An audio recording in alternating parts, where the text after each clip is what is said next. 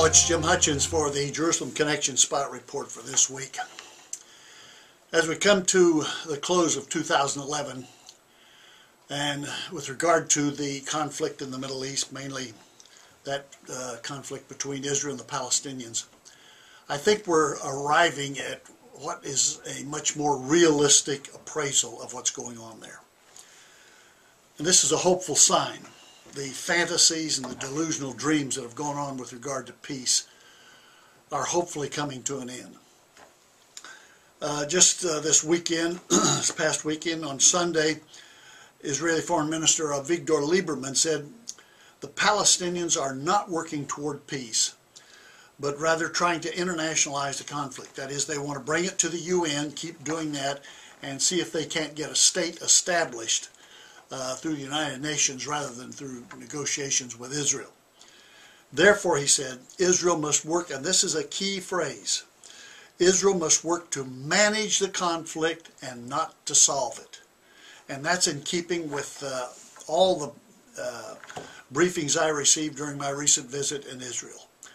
The intelligence gathering people, the leadership, the decision-making people, they were recognizing, they were saying to us who were in these briefings, there won't be peace with the Palestinians in the foreseeable future, but we can manage and contain the conflict.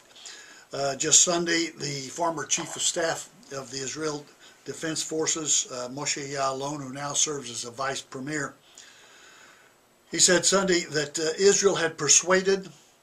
he suggested that Israel had persuaded President Obama to change his strategy from trying to solve the Israeli-Palestinian conflict to merely managing it.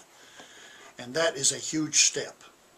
I think we have to recognize that there is such turmoil in the Middle East. The Palestinians, in anticipation of what they want to do in the future, have canceled, or suggested that they may cancel the agreement signed between the PLO and Israel. The Prime Minister has said he will not deal with the PLO if Hamas joins the PLO. Turmoil continues at every turn. The Islamists have taken over Egypt, the recent elections, for all practical purpose. There's a fragile condition of Iraq's democracy since we pulled out all our own forces there. There's the ongoing bloodshed in Syria.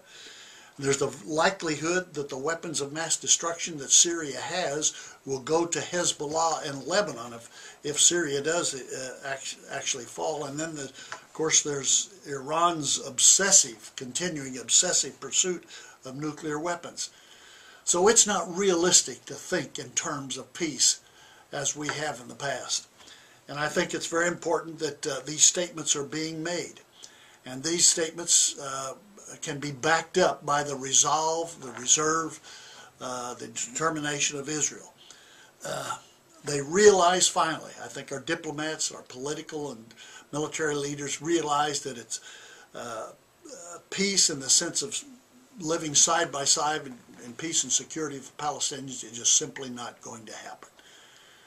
That is a delusional dream. It has been all along, but I think our leaders are finally recognizing that, and that's a hopeful sign for the future. That does not mean that there will not be conflict, but it does mean that Israel has the capacity to manage that conflict and to do so at depth. As a matter of fact, the IDF Chief of Staff, General Benny Gantz, has reestablished the Israeli Army's depth corps, or distance corps. That means containing the conflict, managing the conflict at a distance. As we speak, there are Israeli forces in Sudan that has been a vehicle of transporting arms through Sudan to Hamas in Gaza Strip. And Israeli Air Force and others are taking out and stopping these convoys. That's what they're talking about in managing the conflict in depth. So there will be conflict, but there is a realistic look at what Israel and the Palestinians are facing, certainly in the year ahead.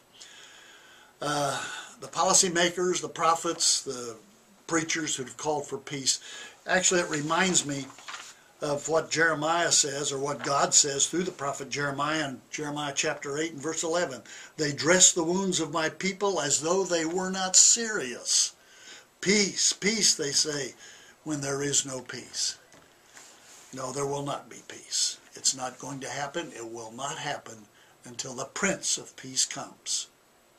And we know who that is. Even so, come quickly, Lord Jesus.